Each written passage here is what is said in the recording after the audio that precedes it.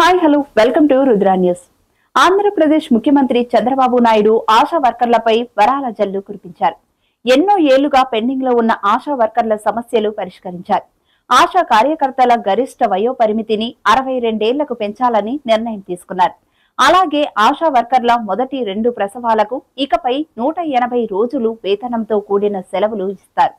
అలాగే ఆశా కార్యకర్తలకు గ్రాట్యుటీ చెల్లించాలని నిర్ణయించారు.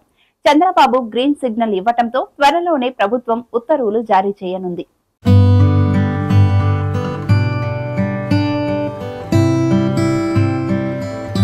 ప్రస్తుతం రాష్ట్రంలో దాదాపు 42,752 మంది, గ్రామాల్లో 37,017 మంది, పట్టణాల్లో 5,735 మంది ఆశా కార్యకర్తలు ఉన్నారు. ప్రస్తుతం వారికి నెలకు 10,000 రూపాయలు వేతనం చెల్లిస్తుండగా సర్వీసు ముగిసిన తర్వాత గ్రాట్యుటీ కింద 1.5 లక్షలు అందుతుందని అంచనా వేస్తున్నారు. రాష్ట్రంలో పౌర సరఫరాల సంస్థలో పనిచేసే హమాలీలకు లోడింగ్, అన్లోడింగ్ ఛార్జీలను ప్రభుత్వం పెంచుతూ నిర్ణయం తీసుకుంది. గతంలో క్వింటాల్ కు 25 రూపాయలు ఉండగా ఇప్పుడు 3 రూపాయలు పెంచి 28 రూపాయలుగా చేశారు.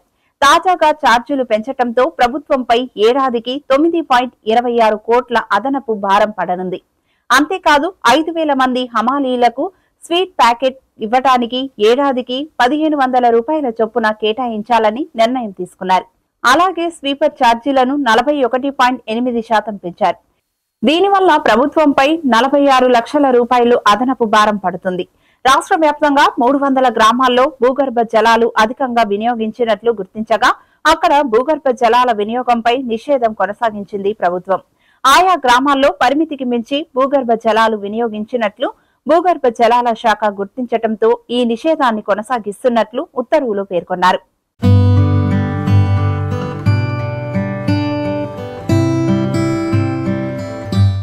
రాష్ట్రంలో పీపీపీ విధానంలో ఎలమంచలి, గాజువాక, గాజుల మాండ్యం, గుడిమల్లం, కాట్రపల్లె, శ్రీ సిటీ, తడా రోడ్లను అభివృద్ధి చేసేందుకు ప్రభుత్వం అనుమతించింది.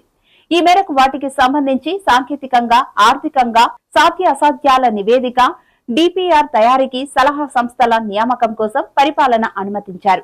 2.88 కోట్ల నిధులు మంజూరు చేశారు. అలాగే విశాఖలోని మెడిటెక్ జోన్ కు పెండింగ్ బిల్లుల కింద 33.97 కోట్ల రూపాయలు చెల్లించేందుకు అనుమతి ఇస్తూ రాష్ట్ర ప్రభుత్వం ఉత్తర్వులు జారీ చేసింది. ఇది ఇవాల్టి టాపిక్. మళ్ళీ మరో అప్డేట్ తో కలుద్దాం. అంతవరకు చూస్తూనే ఉండండి రుద్రా టీవీ.